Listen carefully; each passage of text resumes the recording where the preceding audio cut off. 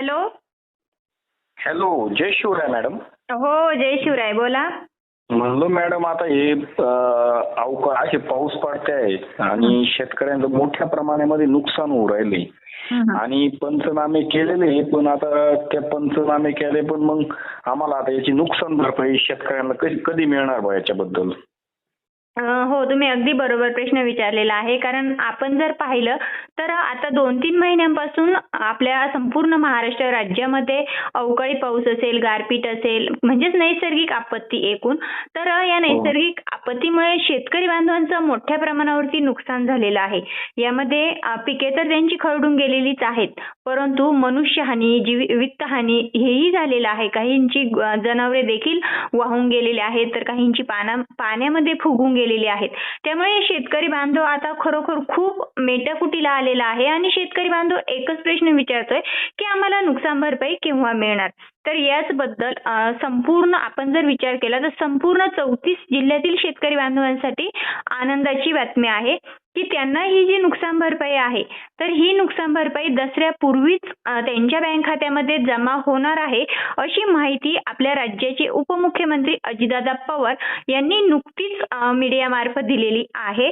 तर मग आता ही जी काही अजित पवारांनी मीडियासमोर स्पष्ट केलेलं आहे की दसऱ्यापूर्वीच शेतकरी बांधवांच्या खात्यामध्ये नुकसान भरपाई जमा होणार आहे. तर मग ही जी नुकसान भरपाई जमा होणार आहे ही कोणकोणत्या जिल्ह्यांसाठी जमा होणार आहे आणि हेक्टरी किती जमा होणार आहे, ही संपूर्ण अपडेट आपण आजच्या रेकॉर्डिंगच्या माध्यमातून शेतकरी बांधवांपर्यंत पोहोचूया. तर शेतकरी बांधवांनो, अजित पवार यांनी मीडियासमोर स्पष्ट केलेलं आहे की दसऱ्यापूर्वी शेतकऱ्यांच्या खात्यामध्ये ज्या शेतकरी बांधवांचं मोठ्या प्रमाणावरती नुकसान झालं त्या संपूर्ण शेतकरी बांधवांना नुकसान भरपाई दिली जाईल. आता यामध्ये कोणकोणत्या जिल्ह्यांचा समावेश आहे, तर मराठवाड्यातील 8 जिल्हे आहेत. यामध्ये नांदेड जिल्ह्याचा जर विचार केला तर नांदेड जिल्ह्यामध्ये सर्वात जास्त अतिवृष्टीमुळे नुकसान झालं. तर एकंदरीत नांदेड जिल्ह्यासाठी 6,50,000 हेक्टर क्षेत्र हे बाधित झालेलं आहे आणि या 6,50,000 हेक्टर क्षेत्रासाठी एकूण 9,50,000 शेतकरी बांधवांना ही नुकसान भरपाई मिळणार आहे. आता ही जी नुकसान भरपाई मिळणार आहे तर ती हेक्टरी म्हणजे 3 हेक्टरच्या मर्यादेमध्ये शेतकऱ्यांना मिळणार आहे. यामध्ये बागायत पिकांसाठी 13,600 रुपये,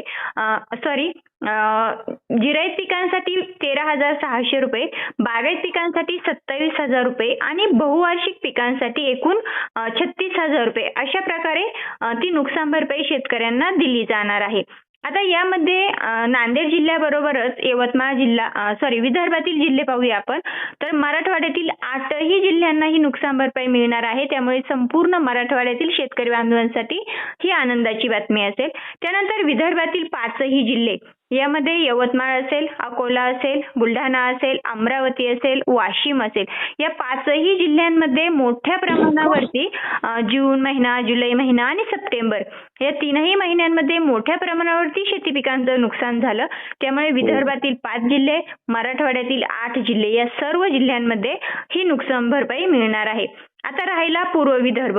पूर्व विदर्भातील नागपूर जिल्हा, चंद्रपूर जिल्हा, गडचिरोली, गोंदिया, सोलापूर, अहिल्यानगर, सिंधुदुर्ग, रायगड याही संपूर्ण सर्व जिल्ह्यांमध्ये मोठ्या प्रमाणावरती नुकसान झालं आणि याही संपूर्ण जिल्ह्यातील शेतकरी बांधवांच्या खात्यामध्ये दसऱ्यापूर्वीच ही जी काही नुकसान भरपाई आहे तर ती मिळणार असल्याची माहिती ही अजितदादा पवार यांच्या माध्यमातून देण्यात आलेली आहे. आता यामध्ये जी काही जिल्हे उर्वरित राहिलेले आहेत सांगायची म्हणजेच एकंदरीत संपूर्ण महाराष्ट्र राज्यातील जी 34 जिल्हे आहे या संपूर्ण 34 जिल्ह्यांसाठी ही नुकसान भरपाई मंजूर करण्यात आलेली आहे शासनाच्या माध्यमातून आणि या संपूर्ण 34 जिल्ह्यातील जे काही शेतकरी बांधवांचं नुकसान झालं त्यांचे पंचनामे करण्यात आलेले आहे. अशा सर्व शेतकरी बांधवांच्या बँक खात्यामध्ये ही नुकसान भरपाईची रक्कम ही 3 हेक्टरच्या मर्यादेमध्ये 13,600, काहींना 27,000 तर काहींना 36,000 म्हणजे हेक्टरी बागायती पिकांसाठी वेगळं, बहुवार्षिक पिकांसाठी आणि जिरायती पिकांसाठी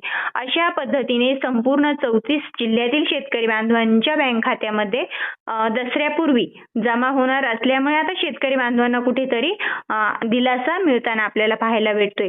आता आपण जर पाहिलं तर काही जिल्ह्यांमध्ये पंचनामे करण्यास सुरुवात झालेली आहे, काही जिल्ह्यांमध्ये पंचनामे पूर्ण पण झालेले आहेत आणि काही जिल्ह्यांमध्ये या नुकसान भरपाईचा GR सुद्धा निघालेला आहे.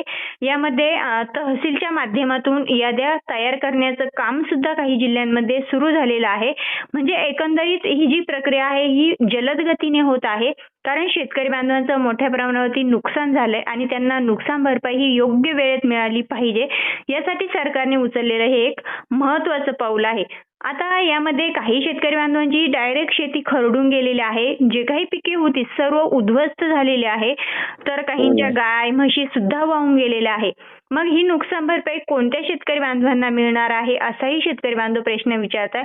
तर त्या शेतकरी बांधवांना सांगू इच्छिते, ज्या शेतकरी बांधवांचं या अतिवृष्टीमुळे पूर परिस्थितीमुळे नुकसान झालंय, यामध्ये शेती खरडून गेली असेल, पिके उद्ध्वस्त झाली असेल, त्याबरोबर मुख्य जनावरांचं नुकसान झालं असेल, अशा संपूर्ण नुकसान झालेल्या शेतकरी बांधवांना त्यांचं कुठलंही नुकसान होऊ दे, त्या संपूर्ण नुकसान भरपाई त्यांना त्यांच्या खात्यामध्ये दसऱ्यापूर्वीच मिळणार आहे. म्हणजे अगदी थोडा कालावधी यासाठी राहिलेला आहे.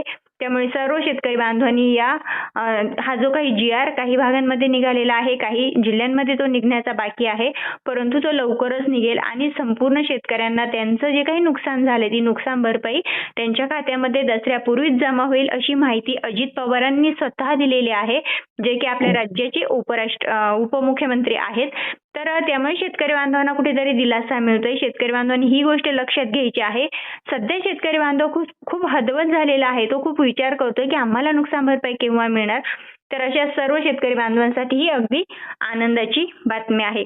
त्यामुळे पुन्हा एकदा सांगते, संपूर्ण महाराष्ट्र राज्यातील 34च्या 34 जिल्हे यासाठी पात्र आहेत. यामध्ये मराठवाड्यातील 8 जिल्हे, विदर्भातील 5ही जिल्हे आणि पूर्व विदर्भ, म्हणजे एकंदरीत संपूर्ण महाराष्ट्रातील संपूर्ण जिल्ह्यांचा यामध्ये समावेश आहे. आणि ही जी काही मदत मिळणार आहे ही 3 हेक्टरच्या मर्यादेमध्ये मिळणार आहे. तर तुमचे अजूनही याबद्दल काही प्रश्न असतील तर नक्कीच विचारू शकता.